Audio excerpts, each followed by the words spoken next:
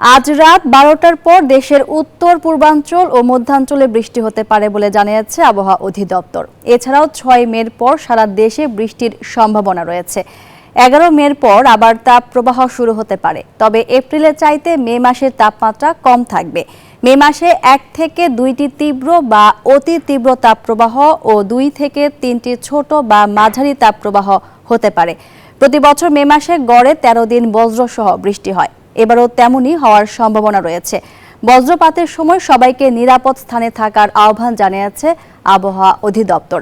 ঢাকায় আজ বৃষ্টিপাতের সম্ভাবনা 30%।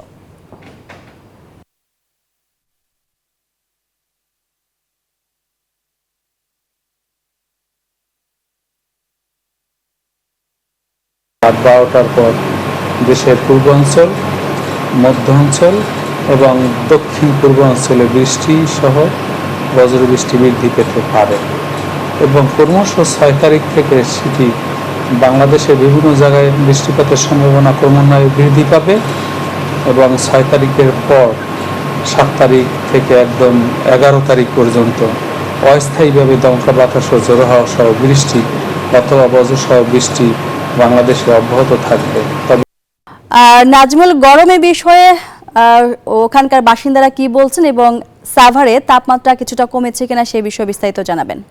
মাহমুদা মনি, আপনাকে ধন্যবাদ। আপনি যেমনটি বলছেন এই মুহূর্তে সাভারে এবং আমরা দেখেছি যে হিটস্ট্রোকে এখন পর্যন্ত বেশ কয়েকজন রোগী কিন্তু মারা গেছে শুধু হিটস্ট্রোকের কারণে, এবং সাভার, ধামরাই, আসলে এবং এখানকার এই অঞ্চলে মানুষ কিন্তু খেটে খাওয়া মানুষই বেশি এবং শিল্প অঞ্চল বেশি এবং দিনমজুর মানুষও কিন্তু এখানে রয়েছে প্রচুর, এবং লোকজন কিন্তু আপনারা দেখছেন যে হসপিটালগুলোতে কিন্তু আসলে ভিড় করছে এবং হিটস্ট্রোকের রোগী কিন্তু বেশি। আমরা যেটা দেখেছি যে এর মধ্যে কিন্তু এখন পর্যন্ত প্রায় 22 থেকে 23 জনের মৃত্যুর সংখ্যা কিন্তু আমরা শুনেছি ধামরাই, সাভার, আশুলিয়া মিলে, এবং এর মধ্যে কিন্তু যে প্রয়োজনীয় কাজ ছাড়াও কিন্তু লোকজন বের হচ্ছে না। আমরা যদি একটু কথা বলি যে এই গরমের মধ্যে আসলে কেন আপনারা বের হয়েছেন?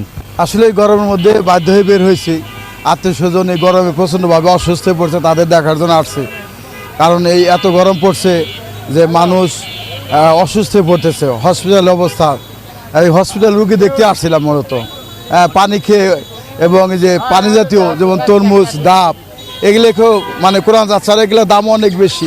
হ্যাঁ, যেমনটা আসলে বলছেন এখানকার লোকজন কিন্তু আসলে বলছে যে যেহেতু ফলালি অর্থাৎ ঠান্ডা জাতীয় খাবারে কিন্তু আসলে অনেক দাম বেড়েছে এবং বাজারে যে জিনিসপত্র, যে নিত্য প্রয়োজনীয় যে জিনিসপত্র, সেগুলোর পাশাপাশি যে ঠান্ডা জাতীয় খাবার যেমন ডাব রয়েছে এবং লেবুর শরবত বা তরমুজ জাতীয় খাবার, এগুলো কিন্তু দাম বেড়েছে। এই ছিল আমার কাছে সাভার থেকে তাপমাত্রার এবং সর্বশেষ খবর। একই খবর জানবো আমার সহকর্মী রয়েছে সাতক্ষীরা, সেখানকার তাপমাত্রার কী অবস্থা জানবো মনিরুলের কাছ থেকে। মনিরুল, হ্যাঁ, ধন্যবাদ আপনাকে। আপনি যেমনটি বলছিলেন, সাতক্ষীরাও তীব্র তাপদাহে জনজীবন অনেকটা বিপর্যস্ত হয়ে পড়েছে। বিশেষ করে সাতক্ষীরা গত কয়েকদিনের তুলনায় গতকাল থেকে সাতক্ষীরার তাপদাহ কিছুটা কমেছে। গতকালকে সাতক্ষীরার তাপদাহ ছিল 39.2 ডিগ্রি সেলসিয়াস। এর আগে 30শে এপ্রিল থেকে 2রা মে পর্যন্ত সাতক্ষীরায় কিন্তু 41 ডিগ্রি সেলসিয়াস থেকে শুরু করে 42.2 ডিগ্রি সেলসিয়াস তাপমাত্রা ছিল। এই সময়ের মধ্যে সাতক্ষীরায় কিন্তু সাতক্ষীরা নবারুণী স্কুলের একজন ইংরেজি শিক্ষক ফারুক হোসেন, তিনি হিট স্ট্রোকে মারা গিয়েছিলেন। এছাড়া পাটকেলঘাটার সাগদা গ্রামের মোসলেম উদ্দিন নামে একজন কৃষক, তিনিও কিন্তু হিট স্ট্রোকে তার মৃত্যু হয়। আমরা ইতিমধ্যে জেনেছি যে সাতক্ষীরার অতি তীব্রতার ফলে সাতক্ষীরার শিশু হাসপাতাল, মেডিকেল কলেজ হাসপাতাল এবং সদর হাসপাতালে গরমজনিত রোগের প্রাদুর্ভাব বেড়েছে। বিশেষ করে ডায়রিয়া, খিঁচুনি এবং নিউমোনিয়া জনিত রোগে বেশি আক্রান্ত হচ্ছে। এদের মধ্যে শিশু এবং বয়স্কদের প্রাদুর্ভাব রয়েছে। এখন আমরা চলে যাব চুয়াডাঙ্গায়, সেখানে রয়েছেন আমাদের সহকর্মী জামান। তিনি জানাবেন সেখানকার সর্বশেষ তাপদাহের খবরও। চুয়াডাঙ্গাতে কিন্তু তাপপ্রবাহ কিছুটা কমে আসলেও সহনীয় পর্যায়ে কিন্তু এখনো আসেনি। আপনাকে জানিয়ে রাখি যে আজ বেলা 12টায় কিন্তু চুয়াডাঙ্গার তাপমাত্রা রেকর্ড করা হয়েছে 36.4 ডিগ্রি সেলসিয়াস। তো চুয়াডাঙ্গাতে এই এপ্রিলের শুরুতেই কিন্তু তাপপ্রবাহ বয়ে চলেছে, এর ফলে কিন্তু জনজীবনে এক ধরনের ভোগান্তি নেমে এসেছে। বিশেষ করে শ্রমজীবী মানুষ, খেটে খাওয়া মানুষ, রিক্সা চালক, ভ্যান চালক যারা আছে, এই শ্রেণীর মানুষরা কিন্তু জীবনের অনেকটা ঝুঁকি নিয়েই তারা এই তাপদাহের কারণে ঘরের বাইরে আসছেন, একমাত্র জীবিকার তাগিদেই। তারা যেটি বলছেন, জীবিকার প্রয়োজন না হলে তারা হয়তো ঘরের বাইরে আসতেন না।